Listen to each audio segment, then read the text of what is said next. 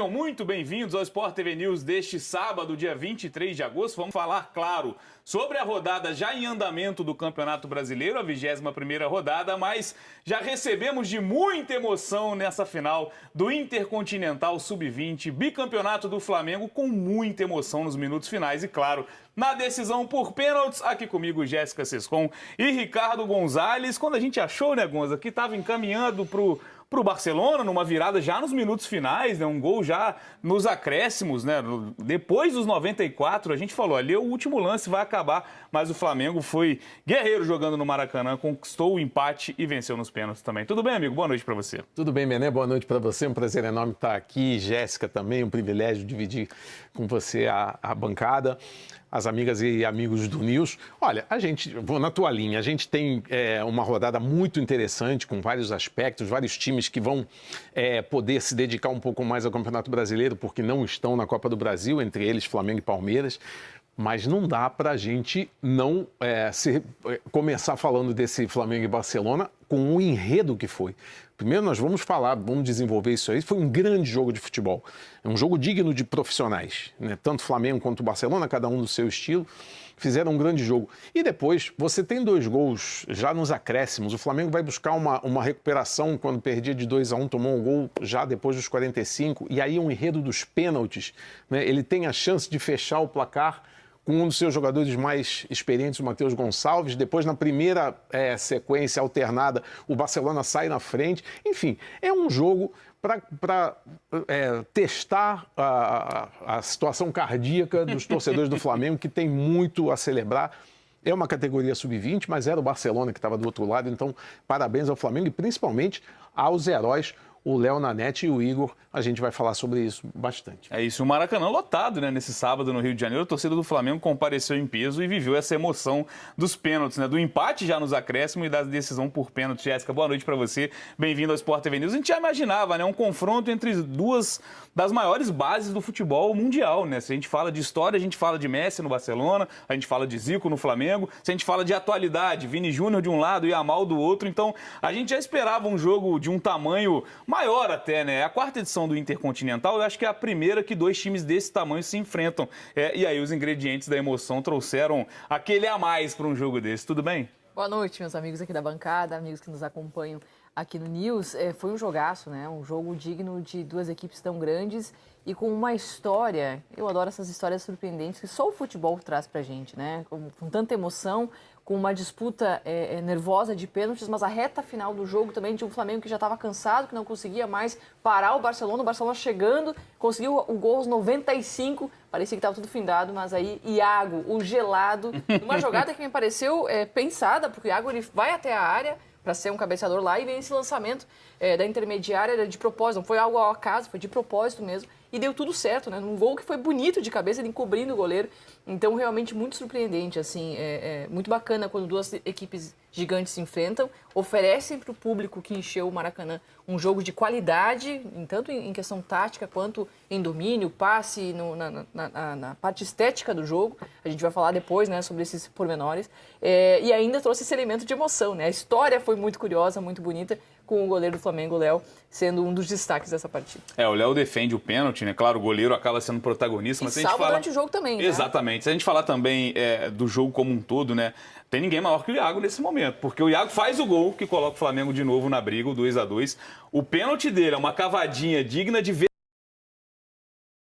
pênalti daquela forma, num jogo decisivo, né? Jogo de título.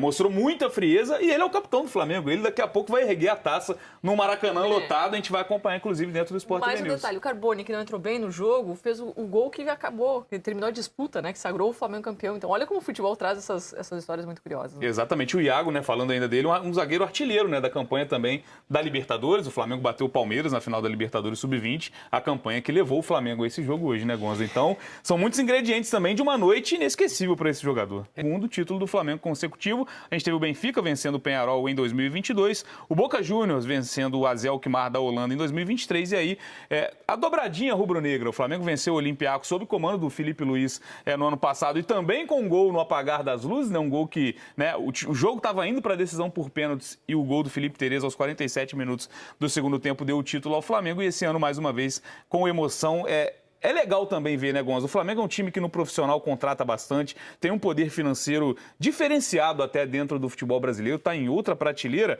mas é legal também ver que esse time segue revelando bons nomes, né, jogadores de qualidade e vitoriosos também na base. Muitas vezes a gente fala que na base é mais importante formar do que vencer, do que levantar a taça. Mas quando você consegue unir as duas coisas, é o ideal, né? Já tem algum tempo dentro do futebol brasileiro que a cobrança na base, principalmente no sub-20, né, que é quase um profissional ali com pouca rodagem, que vem essa cobrança por conquistas. E o Flamengo está conseguindo, né? Eu lembro, né, eu já estou sou um pouquinho mais velho do que vocês, me lembro que o Flamengo celebrizou uma máxima, né, que é nos anos 70, que era craque, e o Flamengo faz em casa. E aí teve o seu auge na geração comandada pelo Zico, né, que chegou também ao título intercontinental em 81.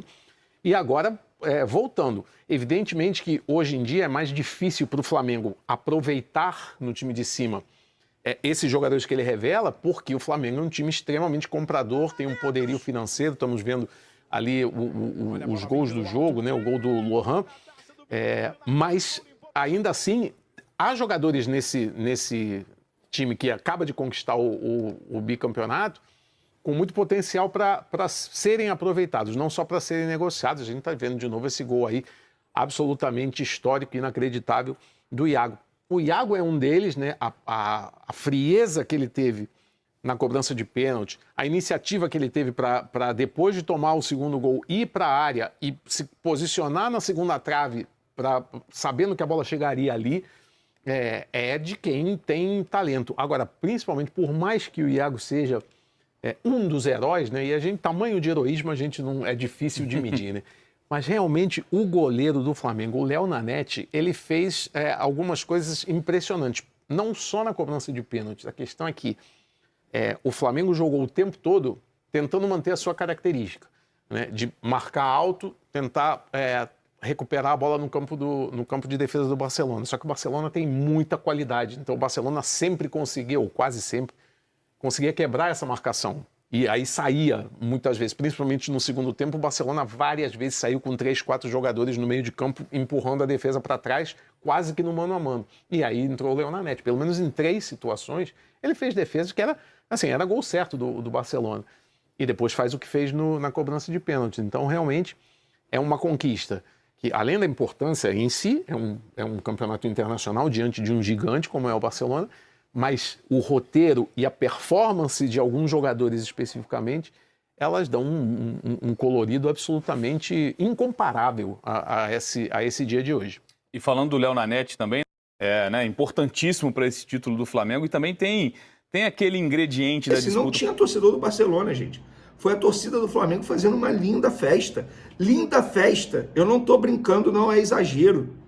Não é exagero. Foi uma festa absurda. O torcedor cantando do primeiro segundo ao último segundo. 45.656 pessoas presentes no Maracanã, num sábado que fez calor aqui no inverno carioca. Fez um calor forte, 4h30 da tarde, um jogo de sub-20. Isso não é para qualquer clube. Isso não é para qualquer torcida. Tem torcida aí, torcida grande, que mesmo sendo um jogo importante do time profissional, não consegue colocar 45 mil pessoas no estádio. Então, parabéns aos rubro-negros que foram ao Maracanã nesse sábado e fizeram essa linda festa apoiando os garotos diante de um forte rival. Foi uma emoção muito grande. E a emoção começou com um gol do Lohan aos 10 minutos do primeiro tempo, quando a torcida do Flamengo, que desde que infelizmente aconteceu aquela tragédia no Ninho, todo jogo no Maracanã, aos 10 minutos, a torcida do Flamengo canta a música em homenagem aos garotos do Ninho, que infelizmente se foram naquele trágico dia. Mas aos 10 minutos o Lohan, eu fico até arrepiado, abriu o placar. Isso não foi por acaso, gente, era para ser do Flamengo. E depois do gol, o Flamengo caiu muito de ritmo. O Barcelona jogou melhor que o Flamengo durante, 90% do jogo. O Flamengo foi melhor no começo do jogo, até abrir o placar. Depois, o Barcelona se mostrou um time mais organizado, mais pronto, mais preparado. Veio o intervalo, estava 1-0 ainda para o Flamengo. No segundo tempo, o Barcelona conseguiu empatar. E jogando melhor, entrou um camisa 7, que fez o gol do Barcelona de empate, eu esqueci o nome dele aqui, joga muita bola, o Léo Nanete, a gente vai falar das atuações, e aí o Barcelona conseguiu a virada ali no último minuto do jogo, quando vários torcedores já estavam deixando o estádio, eu não critico, porque foi no último minuto, literalmente, teve a saída de bola, o Flamengo foi todo ao ataque, Daniel Salles cruzou na cabeça do Iago subiu muito alto, acho que o zagueiro não levou fé no Iago, o goleiro do Barcelona também não levou fé, Iago cabeceou forte, conseguiu cobrir o goleiro, empatou 2-2, tirou a camisa, comemorou, eu fico arrepiado novamente, e aí veio a penalidade máxima, o Flamengo foi melhor, e quis o destino que o último pênalti cobrado, o pênalti do título, tenha sido batido por Carbone, e já vocês vão entender o porquê. Vamos para as atuações. Para mim, Léo Nanete, eu não vou dizer que ele foi o melhor em campo do Flamengo, porque teve o Iago. Iago foi um absurdo, gente. Jogou muita bola, fez o gol de empate do 2-2, na penalidade máxima deu cavadinha, comemorou, zoando, free. Gente, jogou muita bola. Léo Nanete, para mim, é uma joia, o goleiro de 18 anos, já falei e vou repetir. O Flamengo está trabalhando muito bem esse goleiro. Daniel Salles, um baita lateral direito que o Flamengo tem que preparar. Óbvio que ele tem muito a evoluir. Me lembra muito o Wesley, inclusive, tem que evoluir a parte defensiva. Iago, eu já falei, vou repetir, joga muita bola, zagueiraço. Zagueiro na essência da palavra. Zagueiro raiz, joga muita bola. João Vitor, classe também, baita zagueiro. O Flamengo tem 2 bons zagueiros para o futuro aí, se souber trabalhar. O Gustavo, mesmo sendo lateral direito, novamente jogando na lateral esquerda, improvisado, foi muito bem, parabéns a ele. João Alves, bom volante também. Eu agora vou entrar nas lições, nos aprendizados que o Flamengo precisa ter com esse título. E eu estou falando isso com título, eu iria falar, o meu roteiro já estava sendo preparado no celular no Maracanã, eu iria falar mesmo se viesse a derrota. Vamos lá, Lohan, embora tenha feito gol no tempo regulamentar, aos 10 minutos do primeiro tempo, e tenha convertido o pênalti nas penalidades máximas, jogou muito mal. Muito mal. Inclusive, esse jogo mostra o porquê o Felipe Luiz não utiliza esse atleta. Eu vi de perto. Mesmo no Sub-20, é um jogador que não recompõe defensivamente, é um jogador que não tem intensidade, é um jogador que parece... Ele tem muita qualidade com a bola nos pés, mas é muita qualidade. Mas ele precisa entender que o futebol evoluiu, sobretudo no ponto de vista físico. E se ele não quiser evoluir nesse sentido, ele não vai evoluir, vai ficar sempre preso. E foi um jogo de sub-20 contra adversários que são mais difíceis que ele enfrenta aqui no futebol brasileiro. Ele não fez um bom jogo, muito pelo contrário, foi muito mal em campo. Muito mal, não recompõe defensivamente, não ajuda na marcação, não tem intensidade, precisa evoluir. Tal como o Matheus Gonçalves, precisa evoluir também. Jogou muito mal no tempo regulamentar, não fez gol, segurou muita bola, fominha em determinados momentos. A famosa, digamos, marra de jogador, ele demonstrou em campo, ele não foi nada bem.